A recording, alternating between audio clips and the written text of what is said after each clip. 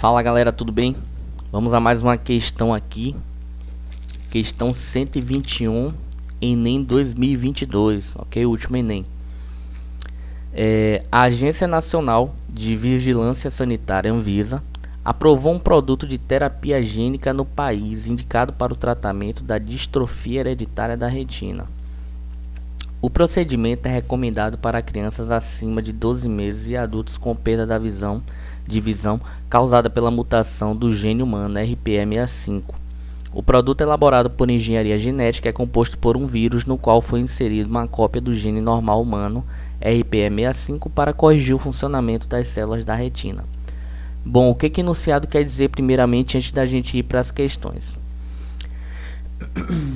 Ele está dizendo que a Anvisa aprovou, esse tratamento por terapia gênica no país para tratar essa doença aqui, a distrofia hereditária da retina, ok?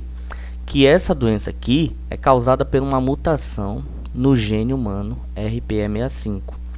Se esse gene que está no paciente tem mutação e está causando essa doença, eles vão fazer o quê?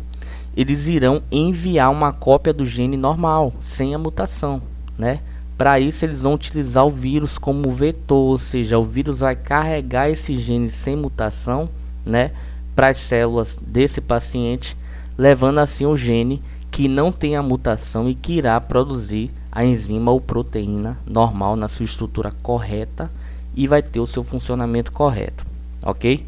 E assim vai corrigir a doença ou problema do paciente. Beleza?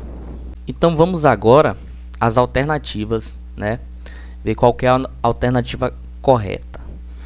Bom, ele diz aqui: o sucesso dessa terapia advém do fato de que o produto favorecerá o quê? Qual o mecanismo do sucesso dessa terapia? Por que ela teve sucesso, em tratar o paciente? Vamos lá? Na alternativa A ele diz: correção do código genético para a tradução da proteína.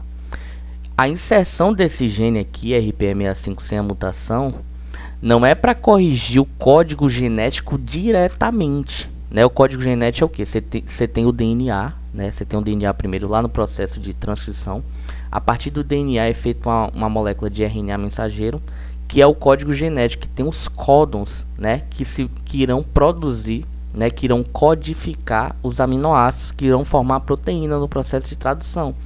Então essa relação entre o RNA mensageiro, que tem os códons, as trincas, que produzirá os aminoácidos, é o código genético, Então, diretamente não está mexendo aí, Não está ocorrendo essa alteração nesse local.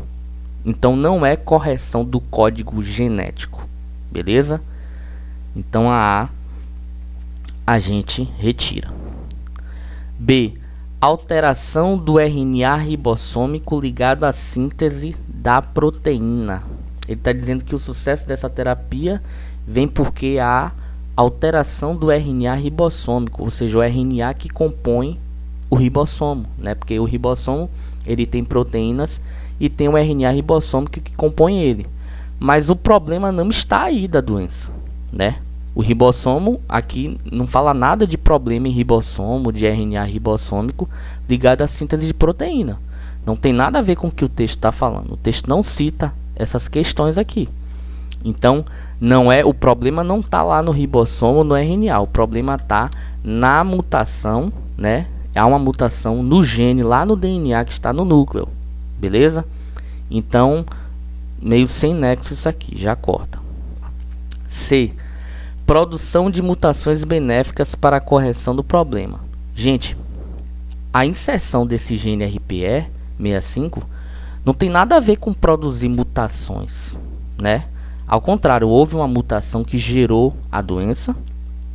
No caso, os pesquisadores, os cientistas, os médicos estão enviando uma cópia do gene normal sem a mutação. Mas não está causando mutação benéfica em nenhum lugar, não. Não tem nada a ver isso, ok? Então, também sem nexo aqui a C. D. Liberação imediata da proteína normal na região ocular humana. Não, gente. Essa terapia está inserindo o gene, Está se tratando aí da parte do DNA, do núcleo, e não liberando imediatamente liberação imediata da proteína normal na região ocular humana. O sucesso não vem daí.